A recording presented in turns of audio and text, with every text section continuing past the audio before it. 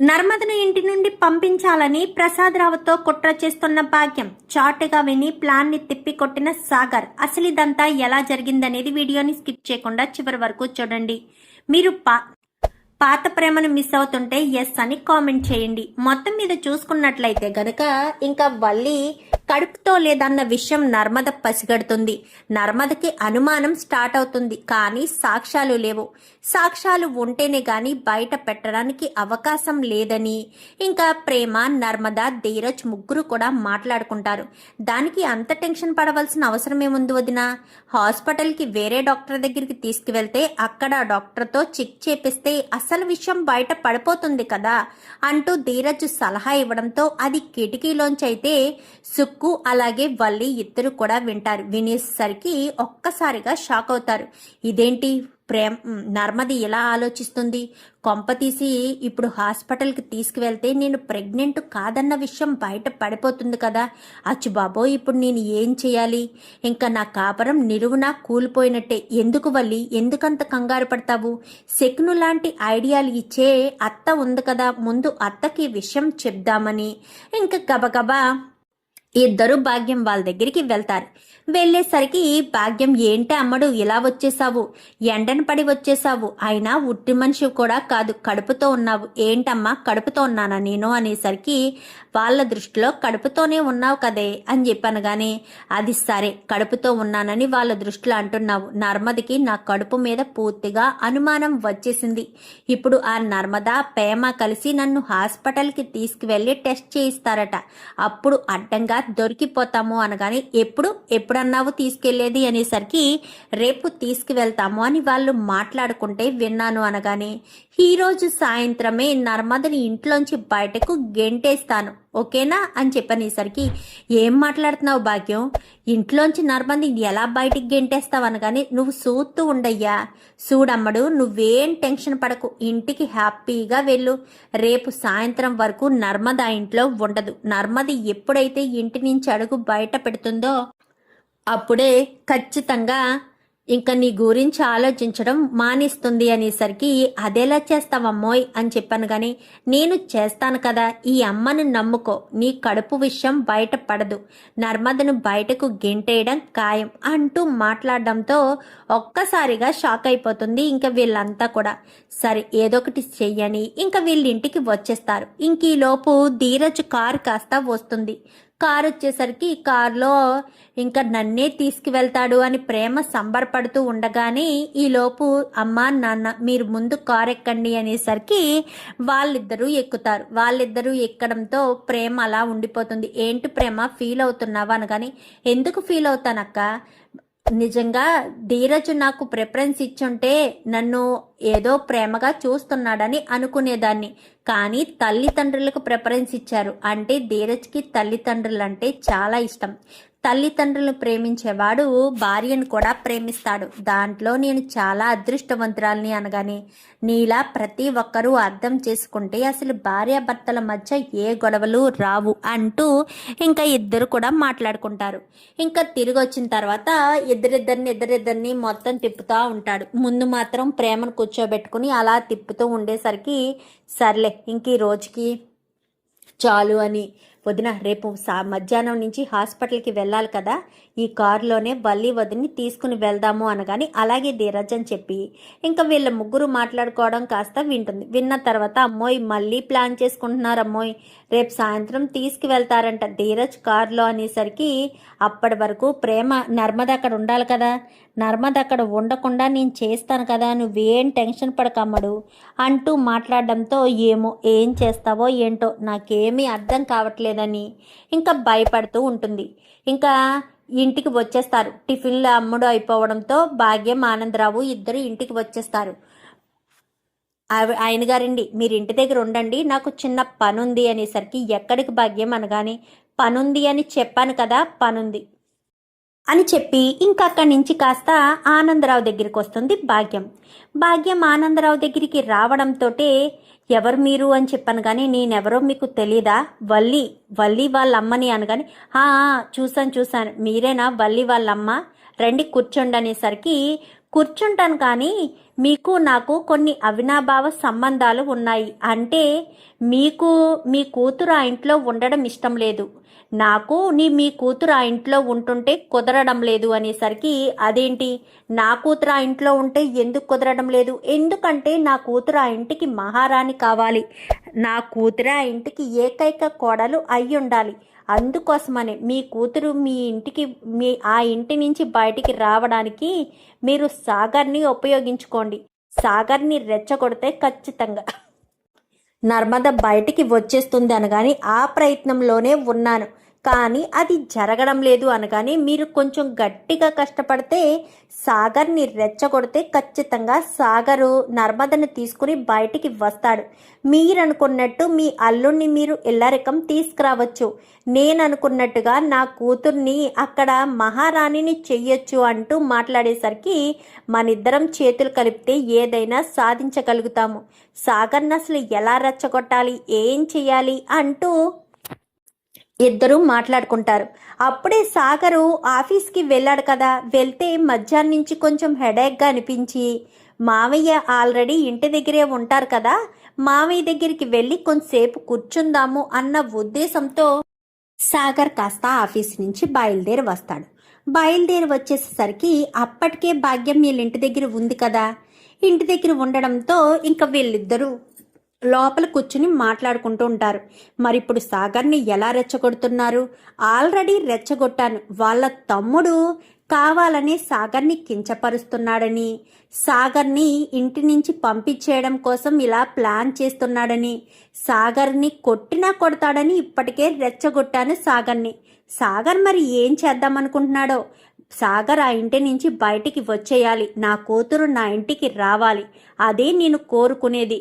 ఎందుకంటే ఆ రామరాజు నన్ను అవమానించాడు, నా కొడుకుని నా నుంచి దూరం చేయిస్తావా అని.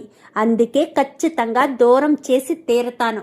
నా కూతురు అల్లుడు ఇద్దరు ఇంటి నుంచి బయటికి వచ్చేస్తే రామరాజుకున్న స్తంభాల్లో ఒక స్తంభం కింద పడిపోయినట్టే అనేసరికి ఖచ్చితంగా అది జరగాలి అంటే మీరే రెచ్చగొట్టాలి.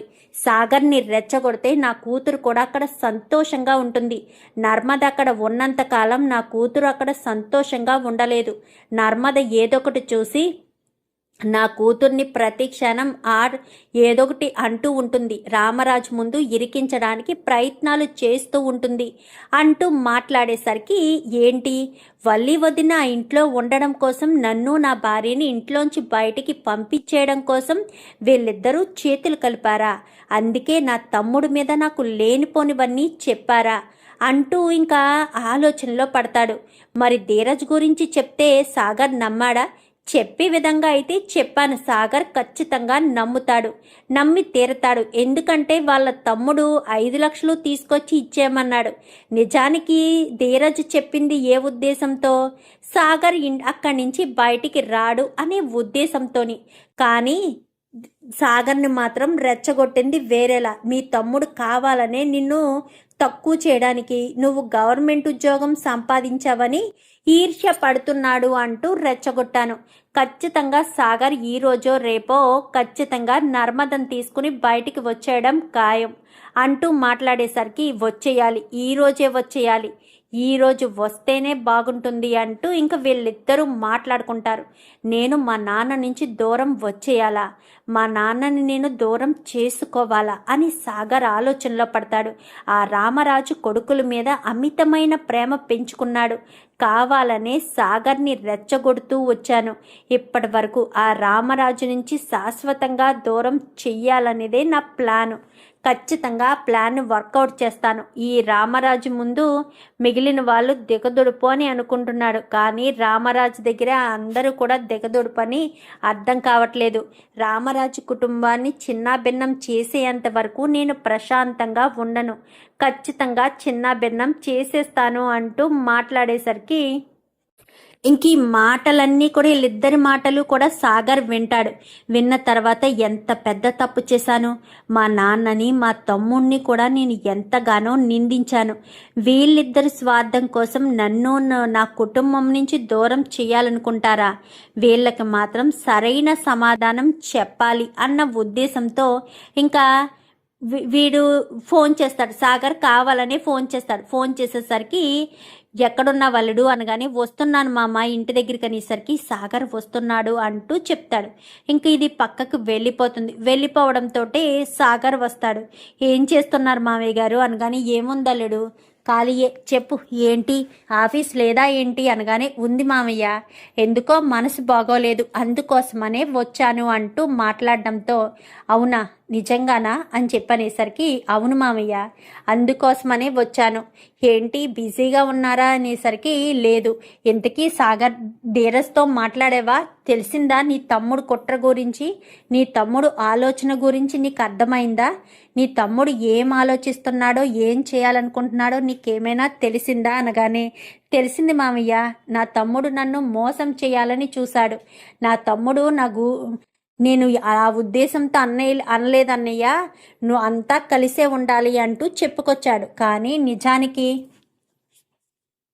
మా తమ్ముడు ఏమీ తప్పుగా మాట్లాడలేదు. కానీ మీరు అన్నారు కదా స్వార్థంతో ఆలోచిస్తున్నాడు, నేను ఉద్యోగం సంపాదించాను అని వాడు చూసి వారవలేకపోతున్నాడు అని. నిజంగానే అలాగే అన్నాడు మామయ్య. నువ్వు గవర్నమెంట్ ఉద్యోగం సంపాదించావు అంటూ మాట్లాడాడు మామయ్య. అందుకే నేను నర్మదను తీసుకుని ఏది ఏమైనా సరే ఇంట్లోంచి బయటికి వచ్చేయాలనుకుంటున్నాను అంటూ మాట్లాడేసరికి మరి 5 లక్షలు ఎక్కడి నుంచి తీసుకొస్తావు? 5 లక్షలు వేరే ఫ్రెండ్ నుంచి తీసుకొచ్చి అప్పు తీసుకొచ్చి ఇచ్చేస్తాను మామయ్య. వాడి మొహం మీదే కొట్టి నేను అక్కడి నుంచి బయటికి వచ్చేస్తాను, ఆ ఇంట్లో ఒక్క క్షణం ఉండను అంటూ ఇంకా అక్కడ బాగా అంటే వాళ్ళు ఇద్దరూ నమ్మాలని, ఎందుకంటే సాగర్ వస్తున్నాడు అని తెలిసేసరికి భాగ్యం పక్కకెళ్ళి దాక్కుంటుంది. భాగ్యం అక్కడే ఉందన్న విషయం చూసి ఇద్దరూ నమ్మాలి అన్న ఉద్దేశంతోనే కావాలనే అలా మాట్లాడడంతో సరే మామయ్య నేను వెళ్తాను, ఆఫీసులో చిన్న వర్క్ ఉంది, ఈ విషయం చెప్దామనే వచ్చాను అంటూ అక్కడి నుంచి బయలుదేరి వచ్చేస్తాడు. రావడంతో బయటకు వచ్చి చాటుగా ఉండి చూసేసరికి మనం అనుకున్నది సాధించగలుగుతాం, ఈ రోజే నర్మదా వాళ్ళు ఇంట్లోంచి వచ్చేస్తారు అంటూ మాట్లాడేసరికి అనుకున్నది సాధిస్తే అంతకు మించిన ఆనందం ఇంకేముంటుంది? అనుకున్నది అనుకున్నట్టు సాధించి తీరాలి అంటూ ఇద్దరు కూడా అనుకుంటారు. ఇంకా ఇంటికి వస్తారు. ఇంటికి వచ్చేసరికి భాగ్యం కూడా ఇంటికి వచ్చేస్తుంది. ఇంటికి రావడంతో అమ్మడు అంటూ ఫోన్ చేస్తుంది వల్లికి. ఫోన్ చేసేసరికి ఏంటమ్మా అనగానే ఇంకా నీకు ఏ ప్రాబ్లం ఉండదు, ఈరోజు సాయంత్రం సాగర్ పెద్ద గొడవ చేస్తాడు, ఆ గొడవలో భాగంగానే నర్మదను తీసుకుని సాగర్ ఇంట్లోంచి బయటికి వచ్చేస్తాడు, ఇది మాత్రం ఫిక్స్. సాగర్ చాలా అలసిపోయి ఉన్నాడు, ఖచ్చితంగా గొడవ చేస్తాడు, గొడవ చేసి ఏదో రకంగా ఇంట్లోంచి బయటకు తీసుకొచ్చేస్తాడు, అది మాత్రం ఖచ్చితంగా జరుగుతుంది అని ఇంకా మాట్లాడుకుంటూ ఉండేసరికి ఏం మాట్లాడుతున్నావమ్మా? సాగరు గొడవ చేయడం ఏంటి? అవును అమ్మడు, ఖచ్చితంగా ఈరోజు సాగర్ గొడవ చేసి నర్మదను తీసుకుని ఇంట్లోంచి వెళ్ళిపోతే ఇంకా నీకు ఏ ఇబ్బంది ఉండదు, ఏ బాధ లేకుండా హ్యాపీగా నువ్వు ఆ ఇంట్లో ఉండొచ్చు అని ఇద్దరు కూడా మాట్లాడుకునేసరికి అమ్మయ్య ఇంకా నర్మద వెళ్ళిపోతుంది అనుకుంటా అని సంబరపడిపోతూ ఉంటారు. ఇంకా చందు ఇంటికి వస్తాడు. ఇంటికి రావడంతో వల్లి అంటూ పిలిచేసరికి ఏంటి అనగానే ఇగో ఈ మామిడికాయలు తీసుకో అని చెప్పి మళ్ళీ మామిడికాయలు చేతిలో పెడతాడు. నేను కడుపుతో ఉన్నా బాగుండేది, మామిడికాయలు తింటూ హ్యాపీగా ఉండేదాన్ని. బావ బుట్టలు మామిడికాయలు తీసుకొచ్చేస్తున్నాడు, ఇవి తినాలో వద్దో, తీపి వర్త్ కాదో, తినడమో ఏంటో నాకేం అర్థం కావట్లేదు. చిచ్చి కడుపు నిండా తిండి కూడా తినలేకపోతున్నాను నాకు ఈ టెన్షన్ వల్ల అని వల్లి కాస్త అనుకుంటుంది. ఈలోపు సాగర్ రానే వస్తాడు. వచ్చేసాడు సాగర్ మర్దిగాడు వచ్చేసారనగానే నర్మదా అంటూ గట్టిగా పిలుస్తాడు. ఇంకా సాగర్ హాల్లోకి సాగర్ బయటే ఉండి మాట్లాడుతున్నావేంటి? అవును బయటే ఉండి మాట్లాడతాను, బయటే నాకు కంఫర్ట్గా ఉంది, హాల్లో వద్దు అంటూ మాట్లాడడంతో ఇంకా వీళ్ళిద్దరూ వెళ్ళిపోతే ఇంకా రేపు హాస్పిటల్కి తీసుకువెళ్తానన్న ఆ విషయం మర్చిపోతారు, ఇంకా ఈ బాధలో ఉండిపోతారు అని ఎంతగానో సంబరపడిపోతూ ఉంటుంది. సంబరపడిపోతూ ఉండేసరికి ఇంకా ఇదే సంతోషంలో ఉంది కదా, నర్మదా నర్మదా అంటూ గట్టి గట్టిగా పిలుస్తాడు. ఏంటి సాగర్, గదిలోకి వచ్చి మాట్లాడడం అనేసి హాల్లోకి వచ్చి మాట్లాడుతున్నావేంటి, ఏంటి అనగానే, మనం ఇంట్లోంచి వెళ్ళిపోదాం, ఇప్పుడే ఈ క్షణమే ఇంట్లోంచి వెళ్ళిపోదాం. మా తమ్ముడు చెప్పాడు కదా 5 లక్షలు తీసుకొచ్చి ఇచ్చి ఇంట్లోంచి వెళ్ళిపోమని, ఇదిగో నా ఫ్రెండ్ని అడిగి తీసుకొచ్చాను అంటూ బ్యాగ్ చూపిస్తాడే కానీ బ్యాగ్లోంచి క్యాష్ తీయడు. క్యాష్ తీయకుండానే బ్యాగులతోటే ఇదిగో క్యాష్ తెచ్చాను 5 లక్షలు తీసుకుని ఇంట్లోంచి వెళ్ళిపోతే ప్రశాంతంగా ఉంటుంది, చాలా మంది సంతోషంగా ఉంటారు. యారా ధీరజ్, అదే కదా అనగానే, అది కాదురా నడిపోడా, నేను ఆ ఉద్దేశంతో అనలేదు నడిపోడా, నువ్వు ఇక్కడ ఉండాలి అన్న ఉద్దేశంతోనే నీ ప్రయాణం ఆపుదామన్న ఆలోచనతోనే నేను ఆ మాట అన్నానే తప్ప నిజానికి నిన్ను ఇక్కడి నుంచి పంపి ఆలోచన నాకు లేదు, అది నీకు అర్థం కావట్లేదురా అని చెప్పాయి. ఇంకా బతిమాలే ప్రయత్నం చేస్తాడు. నువ్వు ఎంత బ్రతిమాలినా ఏం చేసినా కానీ నీ నస్సలు నమ్మను, నీ నస్సలు వదలను, నేను ఇక్కడి నుంచి వెళ్ళిపోతాను, ఖచ్చితంగా వెళ్ళిపోతాను. నేను ఇక్కడ ఉండడం ఎవరికీ ఇష్టం లేదు, నీకు కూడా ఇష్టం లేదు. నువ్వు ఆ ఉద్దేశంతోనే అన్నానే గాని నువ్వు ఇంట్లోంచి వెళ్ళిపోవాలన్న ఆలోచనలో లేదురా నడిపోడా, అది నువ్వు అర్థం చేసుకో అనగాని, లేదురా చిన్నోడా, నేను ఇంట్లోంచి వెళ్ళిపోతే చాలామంది సంతోషపడతారు, చాలామంది చాలా ప్లాన్లు వేసే నన్ను ఇంట్లోంచి బయటకు గెంటేయాలని చూస్తున్నారు. నేను నర్మదా ఇంట్లోంచి వెళ్ళిపోతే చాలామంది అనుకున్నవన్నీ సాధించగలుగుతారు అంటూ మాట్లాడేసరికి, ఎవరది అనగానే, అంతే కదా వదిన, మేము ఇంట్లోంచి వెళ్ళిపోతేనే కదా నువ్వు మీ అమ్మ మీరంతా సంతోషంగా ఉంటారు అంటూ సాగరు వల్లి వంక చూసి మాట్లాడతాడు. ఏంట్రా ఏం మాట్లాడుతున్నావు అనగానే, అవునా నాన్న, మేము ఇంట్లోంచి వెళ్ళిపోతే ఈ భాగ్యం ఈ వల్లి వాళ్ళు సంతోషంగా ఉంటారట, ఈ ఇంటి కోడలుగా భాగ్యం కూతురు వల్లి మాత్రమే ఉండాలట, మేము ఇంట్లో ఉండకూడదంట. నర్మది ఇంట్లోంచి వెళ్ళిపోతే ప్రేమ కూడా ఇంట్లోంచి పంపించేస్తే ఏ ఇబ్బంది లేకుండా ఉంటుందని భాగ్యం మా మావయ్య దగ్గరికి వెళ్ళి మా మావయ్యతో చేతులు కలిపి నన్ను రెచ్చగొట్టి నా తమ్ముడి మీద నన్ను ఒక ఆయుధంలా చేసి కావాలనే నన్ను రెచ్చగొట్టి నా తమ్ముడు నాకు మంచిగా చెప్పడం లేదని, కావాలనే నన్ను ఇంట్లోంచి బయటికి పంపించేయడం కోసం కావాలని మా తమ్ముడు చెప్పాడని నన్ను రెచ్చగొట్టాడు నాన్న అనేసరికి ఒక్కసారిగా షాక్ అయిపోతుంది వల్లి. అయితే ఏంటి ఏం మాట్లాడుతున్నావురా అనగాని, అవును నాన్న, నేను ఇన్ని రోజులు మాట్లాడిన మాటలన్నీ నా మనసులోంచి వచ్చిన మాటలు కాదు, నర్మద వాళ్ళ నాన్న నాతో మాట్లాడించిన మాటలు. ఈరోజు నేను ఆలోచించుకుని మధ్యాహ్నం సమయంలో నర్మద వాళ్ళ ఇంటికి వెళ్ళాను. వెళ్ళేసరికి అక్కడ భాగ్యం ఉంది. నాకు మీ అల్లుడిని రెచ్చగొట్టి ఏదో రకంగా నర్మదను తీసుకుని ఆ ఇంట్లోంచి మీరు బయటికి వచ్చేయండి, నా కూతురు ఆ ఇంటికి యజమానురాలు అవుతుంది, మీరు కోరుకున్నట్టుగా మీ కూతుర్ని మీ ఇంటికి తీసుకువెళ్తే తనక్కడ మీ ఇంటి మనిషిలా ఇంట్లో ఉంటుంది అని, ఇల్లరకు అల్లుడిని తెచ్చుకున్నారు అన్న సాటిస్ఫాక్షన్ మీకు ఉంటుంది అన్న ఉద్దేశంతోనే నేను అలా చేశాను అంటూ ఆవిడ చెప్తుంది.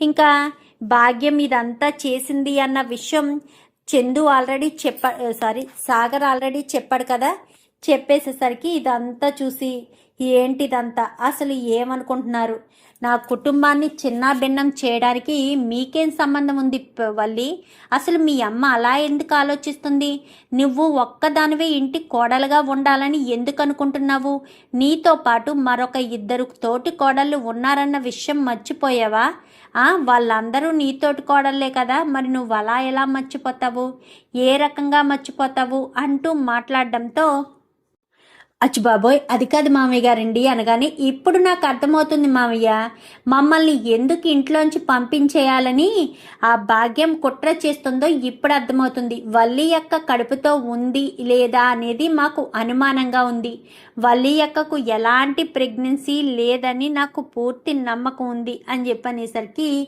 ఏం మాట్లాడుతున్నావు నిజమా అనగానే, అవును మామయ్య నిజంగానే నేను చెప్తున్నాను. ఆ ఉద్దేశంతో రేపు సాయంత్రం హాస్పిటల్కి తీసుకువెళ్దాం అనుకున్నాము. మేము ఇక్కడ ఉంటే ఖచ్చితంగా హాస్పిటల్కి తీసుకెళ్ళి వల్లి అక్క కడుపుతో లేదు అనేది నిరూపించేస్తానని మా నాన్నతో చేతులు కలిపి సాగర్ని రెచ్చగొట్టి అన్నాదమ్ముల మధ్య చిచ్చు రేపి మరీ వల్లి అక్క నన్ను ఇంట్లోంచి బయటికి పంపించడానికి వాళ్ళమ్మతో కథ నడిపిస్తుంది మావయ్య అని చెప్పనేసరికి, ఏంటి నర్మదా అంటే ఇప్పుడు వల్లి కడుపుతో లేదు అని అంటున్నావా? వల్లి కడుపుతో లేదని మా అనుమానం. తను చేసే పనులు, తను మాట్లాడే మాటలు అన్నీ కూడా కడుపుతో ఉన్న ఒక ఆడది చేసే పనుల్లా అనిపించడం లేదు. అందుకోసమని మీకు ఫోన్ చేస్తే మీరు ఈ రకంగా ప్లాన్ చేసి ఇంకా నన్ను సాగర్ని ఇంట్లోంచి బయటికి పంపించేయాలని మా నాన్న ఆ భాగ్యం ఇద్దరు ప్లాన్ చేసినట్టున్నారు అనేసరికి ఇంకా ఒక్కసారిగా వీళ్ళంతా షాక్ అవుతారు. ఎప్పటికైనా అర్థమైందా నిజంగా నువ్వు చాలా గొప్పడువురా నడిపోడా అంటూ ఇంకా ధీరజ్ అంటాడు, నేను గొప్పవాడినేంట్రా, నాన్న గొప్పవాడు, నాన్న చాలా మంచివాడు, నాన్న కొడుకులు ఎదుగుదలను చూడాలి అనుకుంటున్నాడు. నేను అది చూసుకోకుండా మా మాంగారు చెప్పిన మాటలు బట్టి నాన్నని ఎన్నోసార్లు కించపరిచాను, నాన్నని ఎన్నోసార్లు బాధ పెట్టాను. ఇక మీదట నాన్నను బాధ పెట్టే అవసరం రెండూ రాకూడదు, నన్ను క్షమించండి నాన్న అంటూ కాళ్ళు పట్టుకుంటాడు. వాళ్ళనంత ఈజీగా వదిలిపెట్టకూడదు నాన్న, వాళ్ళకి తగిన గుణపాఠం చెప్పాలి. మా మామయ్య గారికి అలాగే వల్లి వదిన వాళ్ళ అమ్మకు ఇద్దరిని కూడా వదిలిపెట్టకూడదు. మన కుటుంబం నుంచి మమ్మల్ని వేరు చేయాలని వాళ్ళు ఎంత ప్లాన్ చేశారు నాన్న, వాళ్ళని మాత్రం ఎట్టి పరిస్థితుల్లో వదిలిపెట్టొద్దు నాన్న అంటూ సాగర్ అనేసరికి, వదిలిపెట్టను. అమ్మ నర్మదా మీ నాన్నకు ఫోన్ చేసి రమ్మను, వల్లి మీ అమ్మకు ఫోన్ చేసి రమ్మను అంటూ రామరాజు చెప్పేసరికి ఇంకా వాళ్ళని పిలిపిస్తారు. పిలిపించడంతో ఏంటి ఇక్కడ ఏదో బీభత్సం జరిగిపోతుందని ఇద్దరు కూడా ఎంతో ఆతృతగా వచ్చినట్టున్నారే, మీరిద్దరూ కలిసి మమ్మల్ని ఇంటి నుంచి బయటకు గెంటేయాలన్న ఉద్దేశంతోనే కదా ఇక్కడికి వచ్చారు. మీరేమో పిల్లనిచ్చిన మావయ్య, మిమ్మల్ని కాదని మేము ప్రేమించి పెళ్లి చేసుకున్నాము. ఈ కుటుంబంతో మీ అమ్మాయి ఎంతో సంతోషంగా కలిసిపోయింది. అలాంటి కుటుంబం నుంచి మీ అమ్మాయిని వేరు చేయాలని చూడడం చాలా తప్పు, పొరపాటు. మీరు ఇంత దారుణంగా ఈ రకంగా ప్రవర్తిస్తారని అస్సలు అనుకోలేదు, ఈ రకంగా ఉంటారని అస్సలు ఊహించనూ లేదు అంటూ ఇంకా సాగర్ అనేసరికి, అదేంటి సాగర్ నన్ను తప్పు పడుతున్నావు అనగానే, మీరు నాకంటే పెద్దవారు, తండ్రి స్థానంలో ఉన్నారు కాబట్టి మీ ఒంటి మీద చేసుకోలేకపోతున్నాను. కూతురు కాపురాన్ని ఇంటి నుంచి దూరం చేసి వేరే కాపురం పెట్టించాలనుకుంటారా? నా తండ్రిని నా తండ్రి నుంచి నన్ను దూరం చెయ్యాలనుకుంటారా? అసలు అలా ఎలా ఆలోచించాలనుకున్నారు అంకుల్? ఆ రకంగా ఆలోచించి నా జీవితాన్ని నాశనం చెయ్యాలనుకున్నారా? నా కుటుంబం నుంచి నన్ను దూరం చేయాలన్న ఆలోచన మీకు అసలు ఎలా కలిగింది అంటూ ఇంకా సాగర్ అయితే అడిగేసరికి, ఏంటి భాగ్యం ఏంటిదంతా? నువ్వు ఈ ప్రసాదరావు ఇద్దరూ కలిసి చేతులు కలిపి నా కొడుకుని నా కోడల్ని ఇంటి నుంచి పంపించేయాలనుకున్నారా? అలా వాళ్ళని ఇంటి నుంచి పంపించేస్తే నీ కూతురు ఒకటి మహారాణిలా ఈ ఇంట్లో ఉంటుందా? తర్వాత ప్రేమ ధీరజ్ వాళ్ళని కూడా పంపించేస్తే నాకు ఉన్నది 3 కొడుకులు 2 కూతుళ్ళు, అందరూ కలిసి కట్టుగా ఉండాలని కోరుకున్నాను.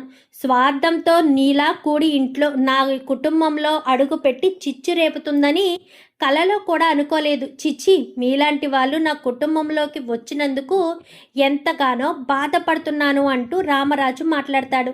అది కాదు మామయ్య గారండి అనగానే, ఇంకేం చెప్పదు వల్లి, దయచేసి నువ్వు మీ అమ్మాయి ఇంట్లోంచి వెళ్ళిపోతే బాగుంటుంది. నువ్వేమంటావురా పెద్దోడా అనగానే, వీళ్ళకి ఇలా మర్యాదగా చెప్పకూడదు నాన్న, మెడపట్టి బయటకు గెంటేయాలి ఇలాంటి వాళ్ళని అస్సలు క్షమించకూడదు అంటూ చందు అనేసరికి, అది కాదు, ఇంకొకసారి నువ్వు నా కంటి ముందు కనిపించావంటే మర్యాద దక్కదు. నీకు ఆల్రెడీ చెప్పాను, అయినా సరే నా మాట వినిపించుకోకుండా మళ్ళీ కడుపుతో ఉన్నానని మోసం చేసి మోసం పేరుతోనే ఇంట్లో అడుగు పెట్టావు. అసలు నువ్వు మనిషివేనా?